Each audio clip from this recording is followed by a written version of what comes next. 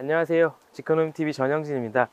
지금 제 옆에 보이는 집 한 채 가격이 10억 원이라면 믿기시나요? 웬만한 강남 아파트 한 채 값이죠. 그런데 가격에는 그럴만한 이유가 있습니다. 한남 3구역의 경우 사업 시행 인가가 임박했습니다. 2003년 뉴타운으로 지정된 지 16년 만입니다. 특히 이제 한남 뉴타운은 4개 구역으로 진행이 되는데요. 예를 들어서 이제 지금 현재 가장 진행이 빠른 곳이 3구역이에요. 3구역은 2017년도에 이미 건축 심의를 통과가 돼서 지금 사업 시행가가 작년 11월 29일 날 이미 접수가 된 겁니다. 그래서 대략 3월 말이나 4월 초면 사업 시행가가 떨어진다고 봐요. 이제 그러고 나면 연내에 시공사 선정이 마무리될 거라고 봅니다. 2020년도 정도면 관리 처분, 조합원들이 이주를 하는 단계가 이루어질 거라고 보거든요.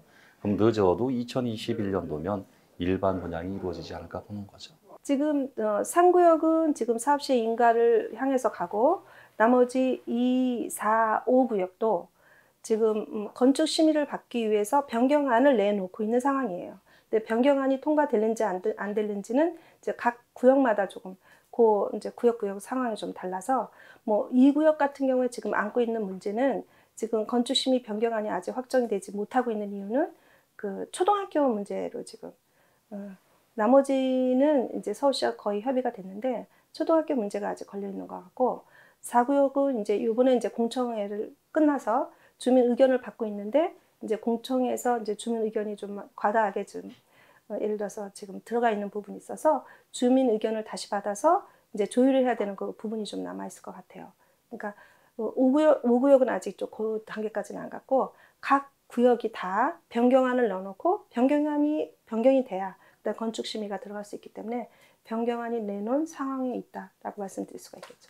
그러니까 작년까지는 어느 정도 거래가 됐던 것이 올 1월에 와서는 단독주택을 기준으로 해서 지금 뭐 제가 확인한 바로는 한 2개 정도 거래가 됐던 거고요. 1월에 3구역의 근생주택이 최근에 한 13억 6천 정도에 매매됐었는데 그게 근생주택이고 한 18평 정도 되는 주택이에요. 근데 그건 평당 좀 높죠. 그러니까 근생주택이라는 건 도로를 끼고 있고 그 다음에 공시지가가 높은 집이라서 그 정도고 예를 들어서 기준으로 따지면 지금 뭐 제일 저희가 이제 단독주택을 기준으로 말씀드리기 좋은 게 30평대 정도면 기존에 9.13 대책 전에는 한 5천 근데 지금은 한 4,500이나 4천 정도까지 뭐 예를 들어서 그 정도까지 돼야 거래가 된다라고 말씀을 드릴 수가 있을 것 같고요. 40평대도 지금 9.13 대책 전에는 한 4,200~300까지도 거래가 가능했는데 지금은 3,500, 3,000 이 정도까지 내려가야 된다고 말씀드리고 있어요. 그러니까 어느 정도 지금 평수가 30평이나 40평을 기준으로 말씀드리면 그 정도 말씀드릴 수 있을 것 같아요. 네, 들으신 것처럼 가격이 만만치가 않습니다. 지금 이 낡은 집들의 현재 가치가 아니라 미래의 가치가 반영된 가격이기 때문이죠. 그런데 과연 장밋빛 전망만 있을까요? 2차 뉴타운으로 함께 지정됐던 아현이나 가재울 뉴타운은 사업이 거의 마무리돼 가는데 20년 가까이 삐걱된 데는 이유가 있겠죠. 한남 뉴타운이 사실 가장 늦어진 이유는 뭐냐면 재정비 촉진 계획 수립이 제일 늦었어요. 그러니까 2003년에 뉴타운 지정되고 정비구역 지정, 촉진구역 지정을 하기 위해서 계획을 수립한 게 2009년 상반기입니다. 그러니까 거의 6년 정도 걸렸거든요. 이제 첫 시작이 늦었고 그 다음에 2009년, 10년, 11년 이제 금융위기 이후에 정비 사업들이 다 표류하고 뭐 재건축들도 다 멈춰섰었으니까 경기가 안 좋았던 부분이 당시에는 굉장히 큰 이유이기도 했고요. 그러면서 좋은 시절 골든타임에 속도를 좀 못 뺐던 거? 그게 되게 영향이 있지 않았나 싶어요. 굉장히 지지부진하게 보였던 이유는 중간에 아시다시피 오세훈 서울시장에서 박원순 시장으로 바뀌는 단계에서 오세훈 서울시장이 보는 서울시 전체 개발 계획안하고 박원순 서울시장의 서울시 전체를 보는 개발 계획안이 좀 시안이 좀 틀렸던 거죠.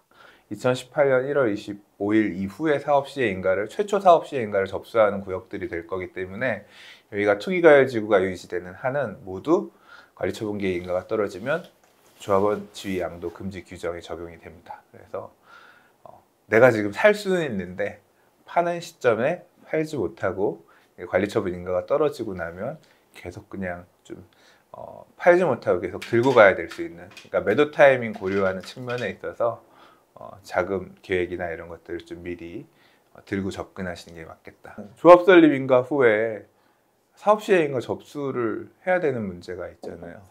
네, 이제 그 문제들이 일몰제에 따라서, 물론 이제 30% 이상 동의에 따라서 이런 이유 때문에 인가 접수, 사업 시행 인가 접수를 못했어요.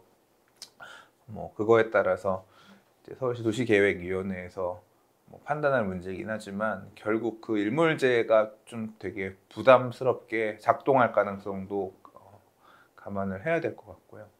네, 사업 시행 인가가 나게 되면 종전자산 평가를 통해서 누가 얼마를 더 내야 할지 같은 1차적인 성적표가 나오는데요.